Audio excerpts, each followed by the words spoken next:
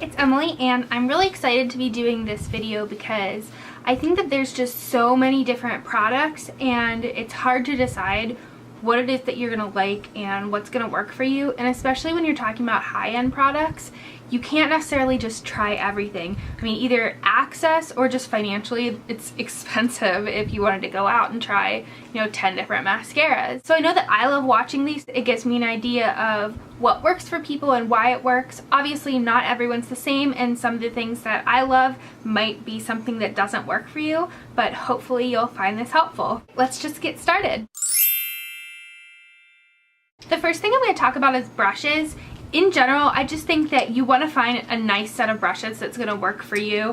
I love the Sigma brushes. I just think that they're some of the greatest brushes that I've used, and I use them every single day. I just picked out a couple that are some of my favorites. This is the Sigma Duo Fiber Brush, and I use this specifically for blending. I like to use this after I've put on my blush and my bronzer, just to make sure I don't have any harsh lines on my face. This is the F86 Tapered Kabuki, and I love this for under eye concealer.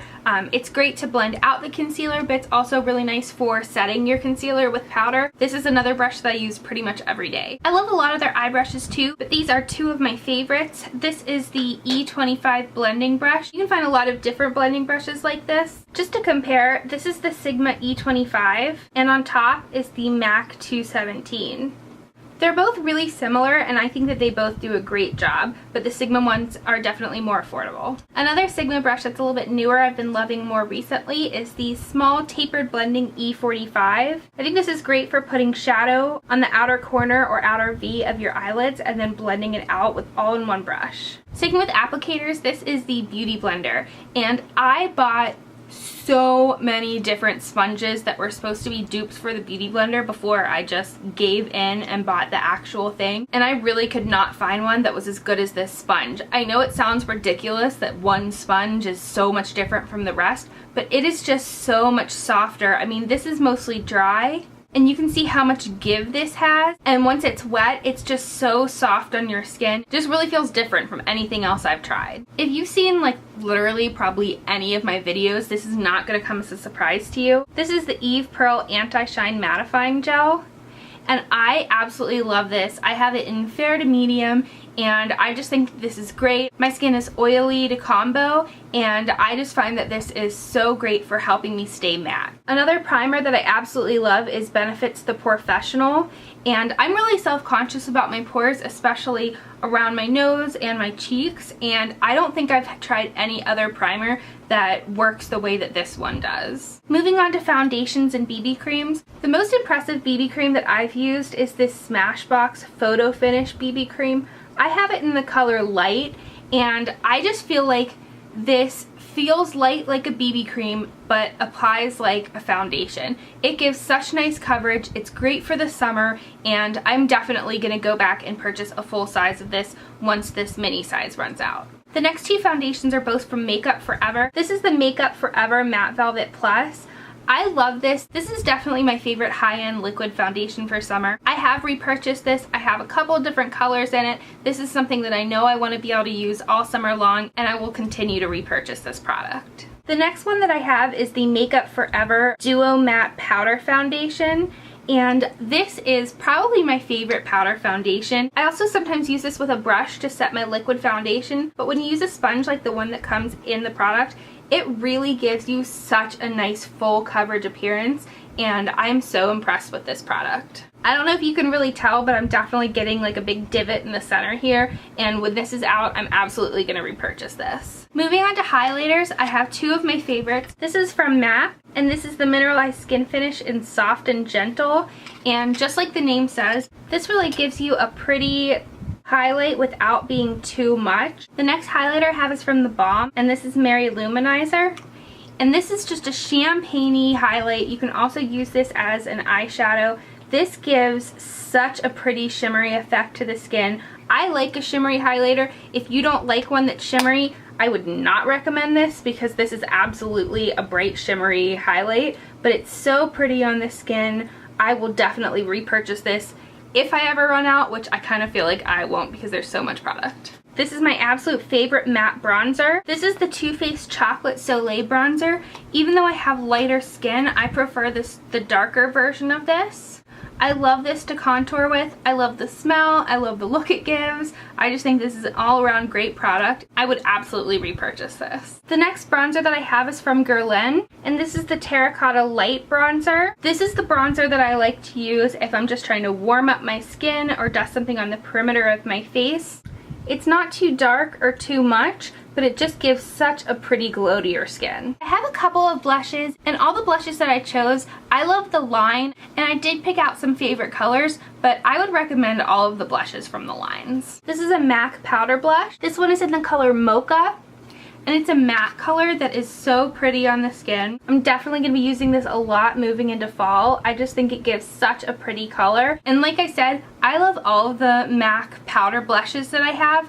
This one is a pretty nice universal color, but I would recommend trying any of the MAC powder blushes. The next one I have is from The Balm, and this is in Down Boy. I chose this because I think that it is just such a universally flattering pink shade.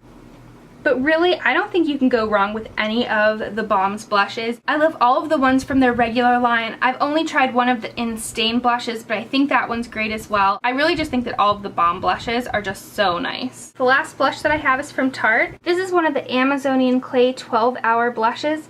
This particular one is in Dazzled, but I have quite a few of these, and I think that they all perform really well. This one is a nice soft rosy color with some shimmer in it. I think this is such a pretty color, but like I said, the formula in general is great, and I love all of the ones that I've tried from this line. Moving on to eyes, the first thing that I have is my Paint Pot from MAC. This one is in Painterly, and I like to use this as a base for my eyeshadow looks. Next I have an individual shade. This is from Stila, and this is the Kitten color, which is pretty iconic. I have Stila palettes that have this color in them, but it's just such a great wearable color that I like having it in a single form as well. I don't know if there's any other shimmery color that is as smooth and as pigmented as this one. Next I have two palettes. There are a ton of palettes to choose from, and a lot of them are really great. I just picked two that I think are some of the nicest all-around palettes that are going to work for many people. The first one is the Urban Decay Naked Basics palette. I do have the full Naked palettes, and I love those. I think that they're great, but I think that this is the most wearable. And I also chose this because I have repurchased it. I had one that was sort of in a traveling accident, and when I found that shades had shattered, I absolutely had to have another one. I went out and immediately repurchased this. The last palette that I have is the Lorac Pro palette, and I use this a lot. The top row has 8 matte shades, and the bottom row has 8 shimmery shades. You can get so many different looks out of this. I think that the colors are so pigmented and the shadows are really smooth, and this is an all-around great palette, either to start out with or to add into your collection. And if something were to happen to this one, I would absolutely repurchase. I really don't purchase a lot of high-end mascaras. I have some from Bare Minerals that I like, but the only one that I can say right now, if something happened to it, I would absolutely repurchase is the Benefit They're Real mascara. And this is just such a nice formula, and also I think that the wand is really useful. The spiky bristles definitely help you get into all of your lashes, and the little bow at the end helps to concentrate product on the outer corner to really give you that flared effect to your lashes, and I just think that this is a great product. This is one that I've had quite a few times, and I know that once this is gone, I will repurchase. Moving on to lip products, I only picked 2 lipsticks just because I think that there are so many great counterparts in the drugstore to the high-end lip products, and so a lot of things I don't know if I would really repurchase because there's so many other less expensive alternatives. One is a MAC lipstick, and I love a lot of the MAC lipsticks, but I really love the Viva Glam lipsticks. This is in Viva Glam 2. And I think that this is just such a pretty neutral shade. I wear this a lot. I think it goes with so many different looks, and I would definitely repurchase this when I'm done with this one. The next one that I chose is the Rouge Volupte lipstick from YSL in number 1. I also do have one of the Rouge Volupte Shines, and I like that, but because it's not as pigmented, I don't know if I would go out and repurchase it. This is just so creamy and so soft, and the color that it gives is so opaque and beautiful. I just think that it's an absolutely great lip product, and the packaging is so nice. So those are all of the high-end products I have today that I would definitely repurchase. I'm sure there's more, and I may end up doing a second installment of this when I come up with a few more products. But these are things that I absolutely love and recommend. If you've tried them out, I would love to hear about it. I hope this was helpful to you, and I'll see you next time. Bye!